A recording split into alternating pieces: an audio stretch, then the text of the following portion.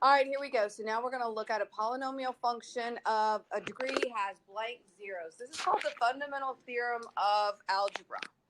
If you had a degree of 3, how many roots would it have? 3. If you had a degree of 6, how many roots would it have? So I wanted something for any scenario. So a polynomial of a degree, how about n? 12. How many does a polynomial of degree n have? N. Now keep in mind, that doesn't mean that they're roots that you could actually plot. Some might be imaginary. And imaginaries always come with a buddy. Do we remember that? For example, if you had a plus 2i, that means you've also got to have the negative 2i. They always come in pairs because we get those answers when we do the quadratic formula. And when we do the quadratic formulas when we get that plus or minus stuff. Okay? So if we have a polynomial with a degree 4, it will have how many zeros? 4. Very good. Some may be real. They may all be real. They may be split. Suppose that f of x is a polynomial with real coefficients. Okay, real coefficients is 1, 2, 3. Those are real. If a and b are real numbers and a plus bi is a 0 of f of x, then its blank is also a 0 of f of x. Huh? It's conjugate. We just kind of talked about it, right? In other words, a minus bi. That's the way they work. Conjugates are exactly the same, except one will have a plus in the middle and the other will have a minus in the middle. When we do difference of squares for factoring, those are conjugates. X plus 2, x minus 2. It means it always gets rid of that middle term. When given the zeros of a polynomial, we can rewrite them in factored form.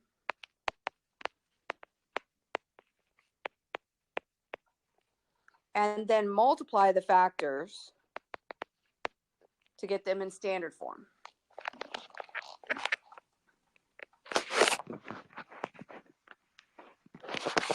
So let's start at the basic. We want to find the conjugate for each one of these. If x equals 5i, then we also have to have, perfect, that would be its conjugate. Notice they're exactly the same, 0 plus 5i, 0 minus 5i. The next one is x equals 3 plus 5i. Don't say it out loud, write down the conjugate on your paper.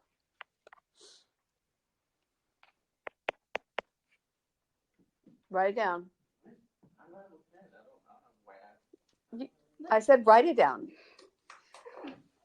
You should know it. It's not a problem. Write exactly it is, but change the sign. So 3 plus I, so now it's going to be 3 minus 5i. Okay? What happens when you multiply those is the i's will go away. So here we go. Write a polynomial function in factored form, and then we're going to change it to standard form, who has the real coefficients whose zeros include x equals negative 3 and 2i. So I want you to write this, x equals negative 3, x equals 2i. Because I have an imaginary, I also have, don't say it out loud, write it down, x equals, hopefully you got negative 2i. Okay. So now I want to turn all of these into factors because right now they're solutions. To do that, I'm going to move them to the other side. So I'm going to add the 3, and then it'd be set equal to 0, which is what we do with our factors, right? Yeah. I'm going to move that 2i, so that'll be x minus 2i. And then the last one would be x plus 2i. I encourage you to do this because you're going to find out in a few minutes. Okay, first thing, always, always, always multiply these. When you are done multiplying those, the i's should be gone. If they're not gone, you messed up. So what do we get? X squared plus 2xi minus 2xi. And then we get minus 4i squared. What happens to our i's in the middle? So we got x plus 3. I got x squared. What happens to this? What does I squared equal? 1. Negative 1. I squared equals negative 1. So we got negative 4 times negative 1. Positive 4, you're right. Oh, no, 5. No, 4. 4, 4, 4, 4. Okay, now I want to show you why that piece would be imaginary. If I graph x squared plus 4, that's what it looks like. Does it touch the x-axis? No.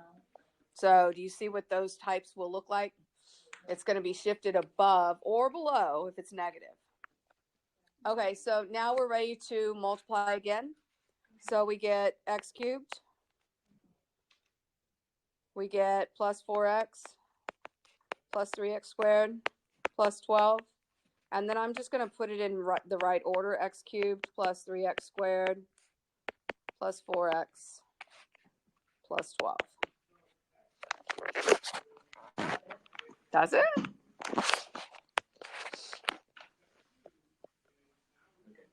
Okay. Do you think you could have graphed this one? Yeah. Let's practice. Let's see. If I drew this, can you tell me what root they gave me that I could graph? -3. They gave me 1, 2, -3. Do we know the right-in behavior? Infinity? Yes, because the a value is positive. Okay, Logan's done. Then we have, don't we have right here a y-intercept of 12?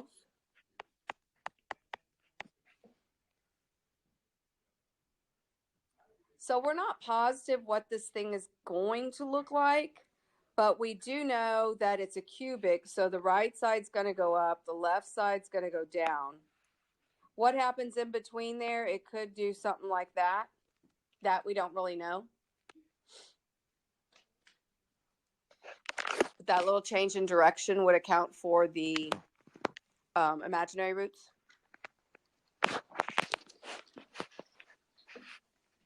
Okay. No, I just want to remind you of graphing.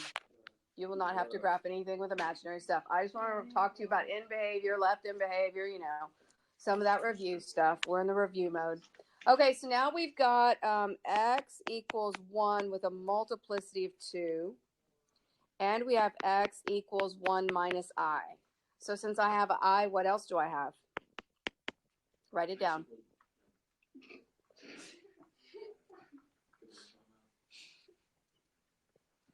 Hopefully you wrote down 1 plus I. Okay, so you see how they're exactly the same? We just changed that one sign. Okay, so this right here, can you turn that into a factor? Go ahead, do that.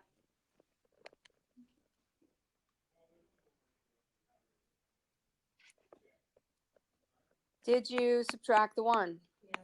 Did you square it? Yes. Good. Find the factor for the next one.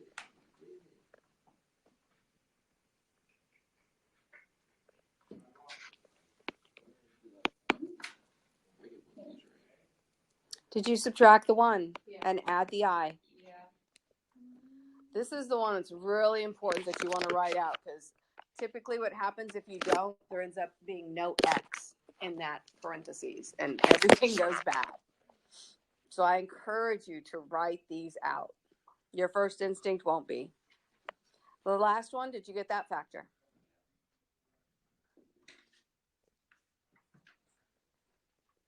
Did you subtract the 1 and subtract the I? Okay, so once again, the first thing we want to do is multiply out those last two. So see if you can multiply those out. Since there's 3 terms, you probably want to stack them. It'll be easier than going 9 terms wide. You just point. Here we go.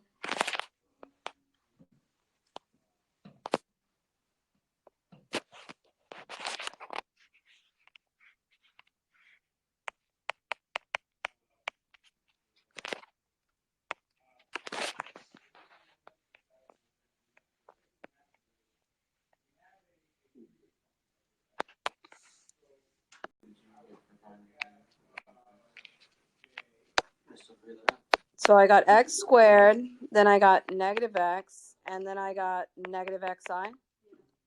Then I'm going to multiply negative 1 by all of them. That's going to give me a negative x. I'm going to line it up with the right term. Then I'm going to get a positive 1. And then I'm going to get a, is that negative? Yeah. So positive I.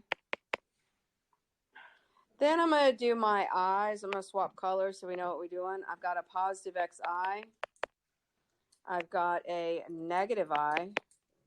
And then I've got a negative I squared. So I lined all of mine up so that I'm not trying to figure out where they all are. So x squared minus 2x, those cancel, those cancel. I squared is negative 1. Negative 1 times negative 1 is positive 1, so I get plus 2. Now you're ready to multiply the next piece. Once again, I'd stack it.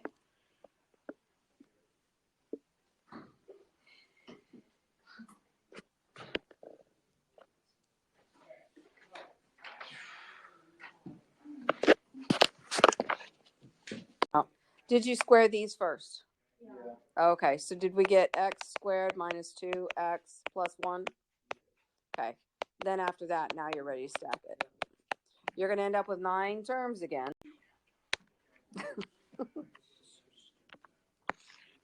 Thank you for sharing.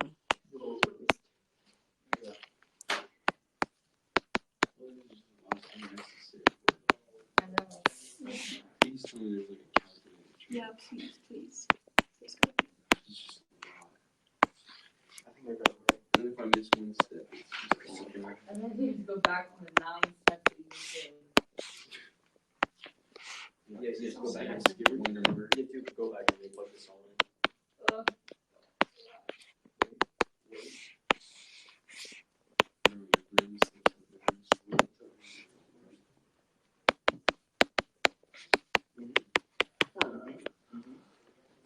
How'd you do? I did that right.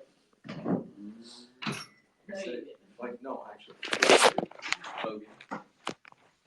So with regard to a calculator trick, it depends on what the question is.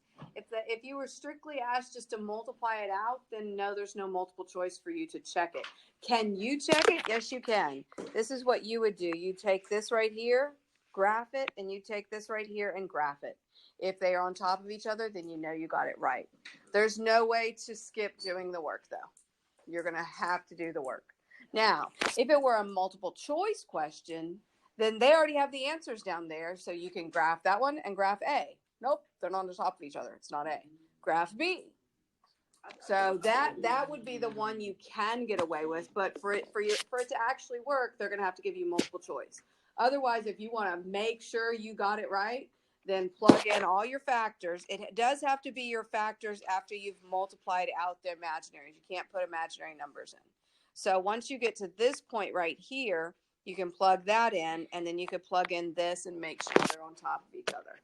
If they're not, you know you made a mistake. You can go back piece by piece, or you can just line it up and do it again, whichever way you think.